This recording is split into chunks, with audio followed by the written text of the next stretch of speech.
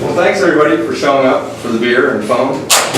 I'm going to be talking tonight about our Nokia development programs that we have to offer. It's really easy for me to be excited about these because they're full of awesome, to be honest with you.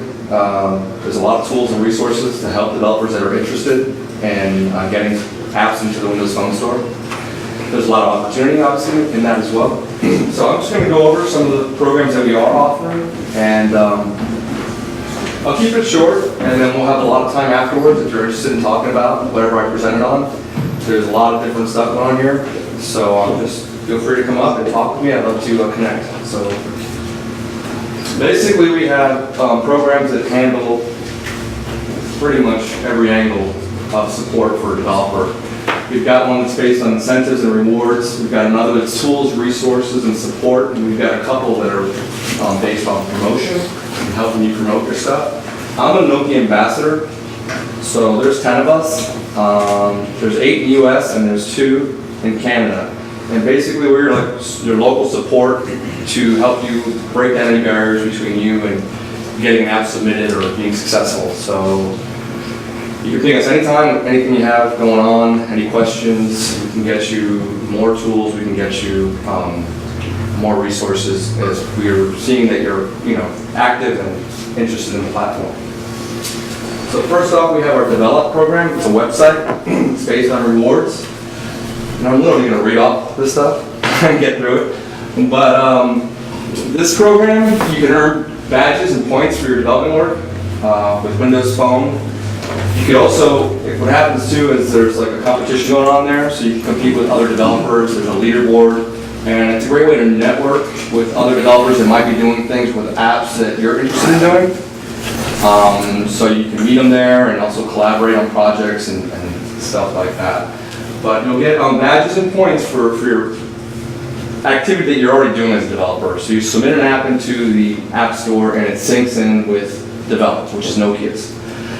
You'll get points for that. Then there's a challenges tab, which we have challenges that challenge developers if they have 50 downloads or 50 reviews and 4 stars, you'll get X amount of points for that. If it goes to 100, you'll get X amount of points for that. If you incorporate certain APIs into your app, speech to text, whatever that may be, you'll get 2,300 points for that. So there's ways to incentivize you to make your app more successful and maybe more appealing to customers. So you can redeem those points for a lot of different things, from an Xbox to gift certificates, obviously Nokia devices and accessories. The gift certificates, just off the top of my head, we've got Starbucks, Amazon, Best Buy, Home Depot. There's a lot of them in there, so you can transfer your points right into gift cards and use those for whatever you want. You can get Surface Pros, headphones. There's all kinds of stuff in there. You can browse that rewards tab and check those out. So right now, our developer that's on the top of the leaderboard has 150,000 points. So you guys are like, well, what's the points equate to or whatever? To give you an idea, 4,300 points will get you a Lumia Windows Phone 8 device. He's got 150,000 points. So that would be a lot of Lumia Windows Phone 8 devices for submitting apps. I mean, basically what he's doing is submitting apps. He's got a really popular system and he's rolling out different apps in different cities. And he's getting great reviews for them, and he's getting a lot of downloads for them. So it's not like, it's kind of template-based, but who cares if they're successful and people like them, and he's just racking up the points. He's not really cashing them in, so I don't know what's going on there. But anyway, that's just an example of what they're doing, what we're doing to give you incentives to stay motivated, to update your apps if they break, etc. Our next program is our Premium Developer Program. In total, it's $1,500 in tools and resources. First up is a token for the Dev Center, so you don't have to pay $100 just to get in and submit an app. Our second thing in the program here is teller brag controls that help you enhance your app, add features to your app. For example, pull to refresh. It's one example of what you get in that tool to help you add features into your apps. You'll get 12 months of Buddy Cloud API access with 1 million calls per month. It's $100 a month usually, with a year of that. So you can test that out with your app. After a year, you can evaluate, is this something I want to continue with, or this was a project that didn't really work out for me, but nothing's coming out of your pocket. and you can give it a try, and that's included in the program. And you also get 2 Nokia tech support tickets. So, you can't find the answer, networking, I can't get you an answer, because that's part of my job too. Connecting you with other developers. Then you submit a ticket to Nokia and you get an answer. It's possible or it's not possible, or this is what you're doing wrong. So that's part of this program. Any one of you that are interested in this, if you get in my inbox, I'll have business cards later. I'll get you that token for free, and you guys can have at it. So the next program we have here is called our NAX program, Nokia Ad Exchange. This isn't Windows Phone only. This is on multiple platforms. It's a promotional marketing tool that developers can use. So with one API and one partner, you'll get access to over 120 ad agencies and networks worldwide. You'll get full cross-platform support, including Windows Phone, iOS, BlackBerry, and Android. There's some others too, but I shortened that up. Optimization across 120 plus ad networks, payment enabled in over 200 countries, smart contextual ad servicing for optimum effective cost per mile.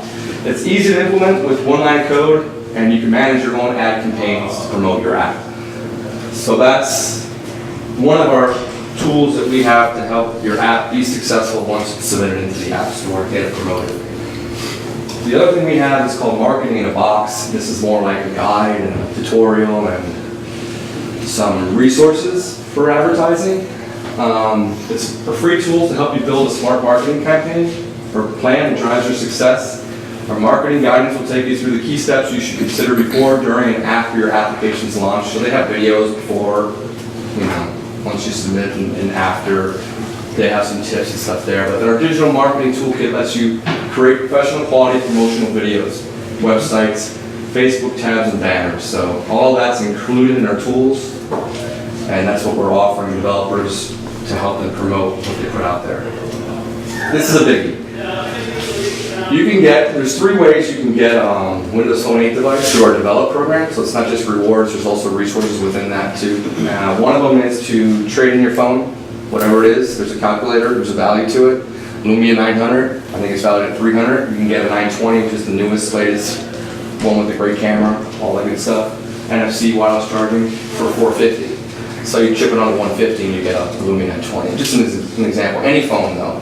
You trade up into one, you can straight up earn one through our points program. So you get enough points and you can earn the device. And I'm blanking out on, the most important one. You can get one shipped to you, free shipping to and from for a couple weeks if you need to test your app before deploying it to the store.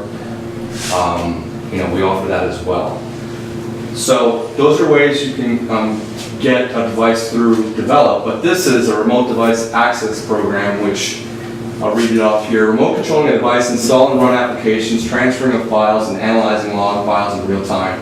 RDA is an internet-based solution, and the basic requirements for the service are a Nokia developer website account, a standard web browser, and Java Web Start.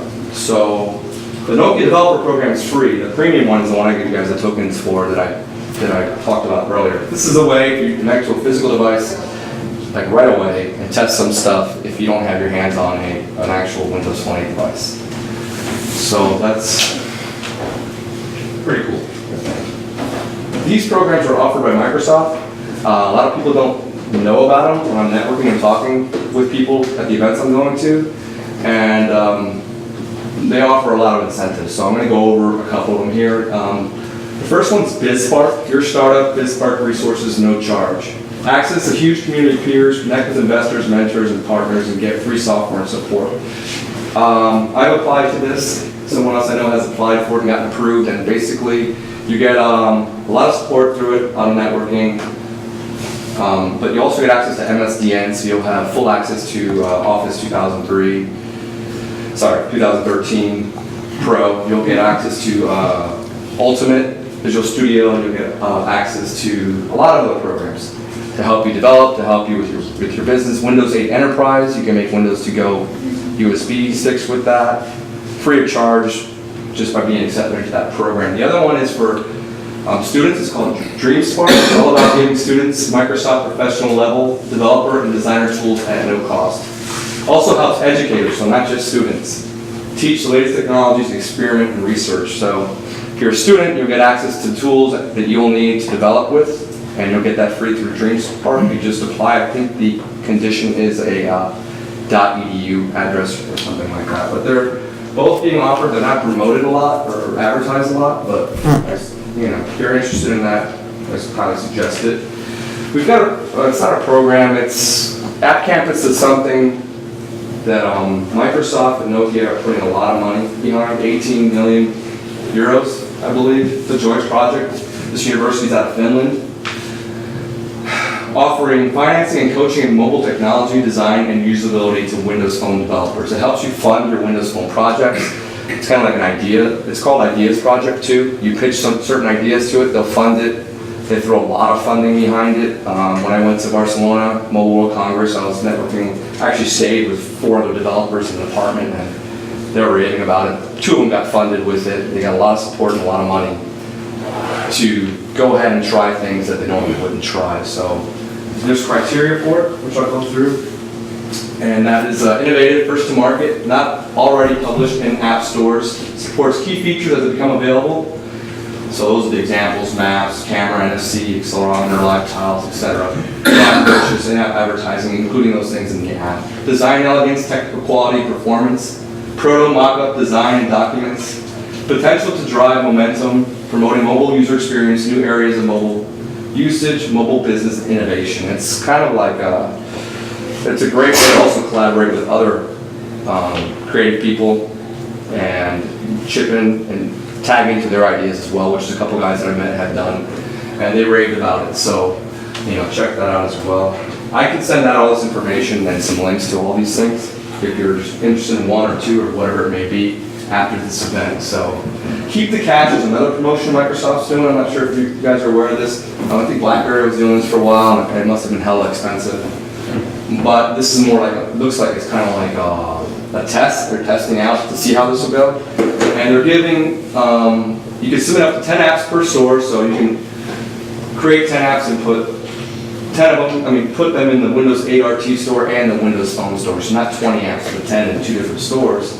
And you get $100 for each of them, up to $2,000. Publish your app before, your Windows app or Windows Phone store app before March 8th, between March 8th, 2013 and the 30th of June.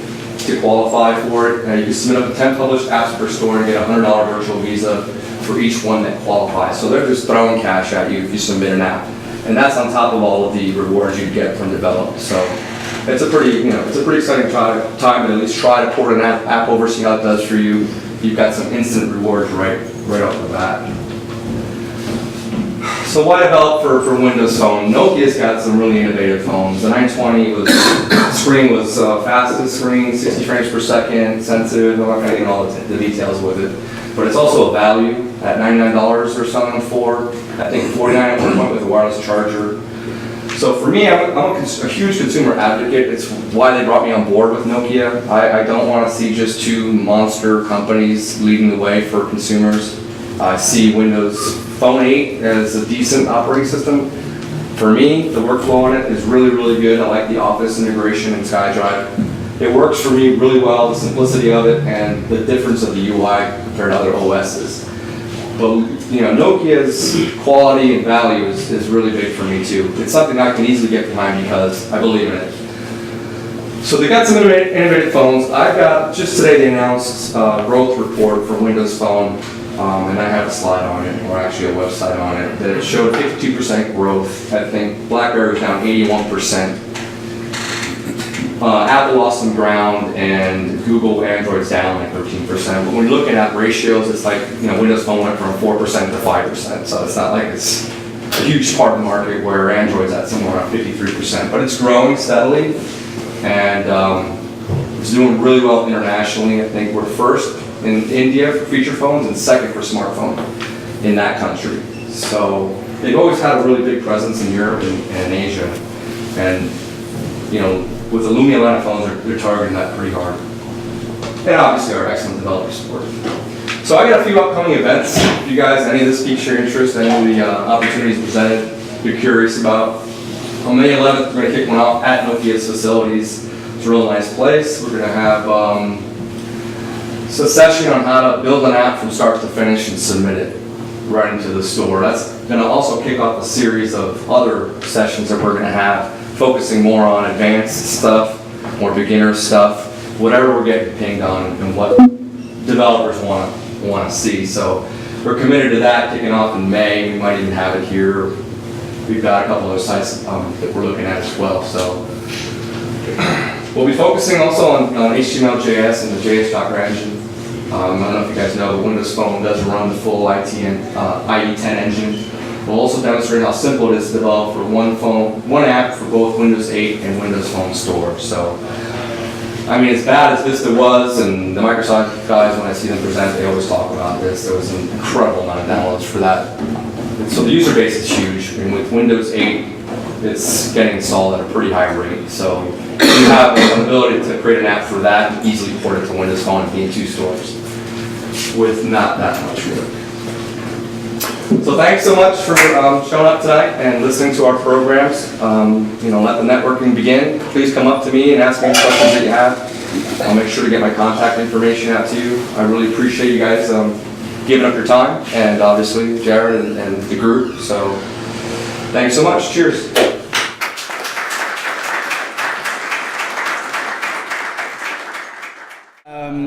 The tool itself is called Plato. Has anyone used Sonar? Yes, it's okay. I like Plato. Plato actually works really well. He's my plant. Sonar is another static analysis tool. They have a JavaScript plugin. I did some research a while back trying to find out the current state of JavaScript source analyzers. There really isn't much out there at this point. There's JS Hint, which will give you your generic lint errors, which will analyze your source code without running it and tell you various problems. I'm sure people have dealt with it, either JS Lint or JS Hint. There is, that's pretty much it.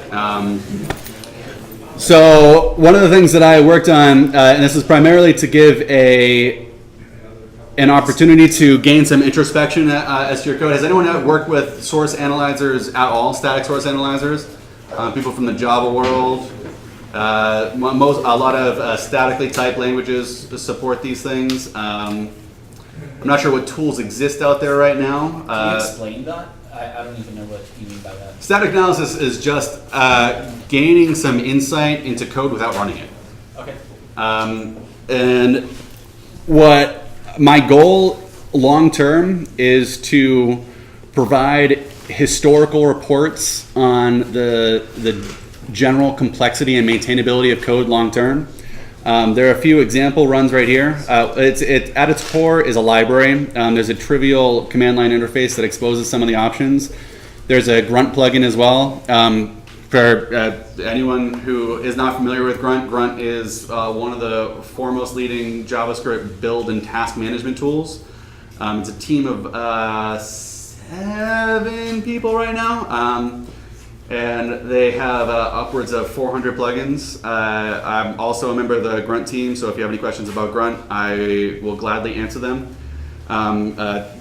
Tyler Kellen is also working on a generics specification for node tasks in general, which Grunt eventually will support. So there's a Plato plugin, Grunt plugin for Plato, which will allow you to, as part of your build process, either on every build or on publish or deployment builds, you can run reports. Here's an example report on jQuery, and it allows you to just gain some tracking insight as to the state of the entire project. So it'll give you average lines, total lines for your entire project, average maintainability, which is a metric based from 0 to 100, calculating a series of values around the complexity, the complex nature of your code. So things like the number of operators, operands, the number of branches in your code, the total lines. A variety of metrics go into creating this maintainability index. The original maintainability index, I believe, was one from 171 to negative infinity. At some point, some time ago, Microsoft rescaled that index for 0 to 100. So that's the one we're using. Maintainability this is tracked per file. So for jQuery, you can find out which files are more maintainable. You'll find that the most maintainable files exist of nothing. Anything above 20-ish is not horrible. So projects that hover around 70, 75 are pretty good. So this is not saying that jQuery is not maintainable. You can see like the files that are least maintainable are generally the largest, have the largest number of functions, have the largest number of complex functions, and there are a lot of people who consider these metrics dubious at best, but at the end of the day, they give you some sort of baseline to continually evaluate your code. So if you find a number goes up at some point and down at another point, and you find yourself liking your code more or less depending on those numbers, they're still providing you some sort of value. Tracks lines of code, which is generally a good indicator of how much your code is a pain in the ass to deal with. I personally hate anything over 200 lines, so I would hate some of these. But it's a good way to give yourself a really quick rundown as to the state of your project. Estimated errors in implementation is a product. It's actually called delivered bugs. I changed that terminology because that means a lot of different things to a lot of different people. So this is just generally the likely number of errors in your logic. So it's again a relatively arbitrary metric that is based around the number of operators and operands and the general difficulty and volume of your code. So the thought is that if the more of a language's features that you use and the larger your file, the more likely a chance there is to be something broken in there. Another number for you to take as you will. It also runs JS hint analysis, so you can find out the number of lint errors on your code. This example is using the generic JS hint file. So jQuery itself, I believe, has no lint errors on its own JS hint file, but on the default one it has. This is also a good tool to use for projects that you may inherit. So for things that you may not be able to run your ideal level of linting on, you can run what it can enforce so that you can break the build if any lint errors do occur. But you can run your stricter JS hint through a tool like this so you can visually see what areas you need to target next. And it'll give you a rundown per file and give you some sort of the red, yellow, and bluish color of whether or not things are okay or need to be addressed. And it gives you the historical progression of a variety of metrics, maintainability and lines of code right now, but it stores more for usage later. Marionette.js is another really cool project I have stickers for if anyone deals with Backbone or web applications in general or needs some guidance as to web applications. Jarrod, Yes. how does that play with? How do you know my name? We posted the name. Oh, sorry. What? How does this play with like CI servers? Oh, this plays very well with CI servers like Jenkins, Chris Miller. Thank you very much. This is actually written explicitly for the company I work for right now, One Health, which we are also hiring for, and I'll mention later. This is since Jenkins and most static analysis, most continuous integration servers offer the ability to serve static files. This is a tool that generates just a series of static files, so you can run it as part of a build process with Grunt. And at each one of those build processes, it'll just output the static files that you need to serve from a continuous integration server like Jenkins. Excellent question, Chris Miller. And if you click on any of the files, you can get some more insight as to the actual file. So you can get to the lines of code as a file over the course of time, the general maintainability, the difficulty, which is another metric based around, it is one step earlier than that delivered bugs metric. So the the estimated errors is based off the difficulty, which is in turn based around the numbers of operators and operands in your file. Estimated errors is that delivered bugs. There are hover tips to give you some level of insight as to what these things mean. It gives you a rundown as to the relative weight of each individual function. Weight by lines of code, source lines of code, SLOC, or complexity. And for each one that you want to address, you can go down and drill down further and get some insight as to what the issues are. If there were JSInt errors, which there aren't in Marionette.js, they will also show up in line in the code right here. But it's an evolving project. There are people interested in it, and there are people willing to contribute to this. If anyone does get off on stuff like this, please talk to me, because I'll gladly take contributors for anything here. But I think we probably have a raffle to start right now. George, is there any word on the pizza? Yeah, it's here. Oh. Seriously? There's Yeah. Can't wait. But that's all I got.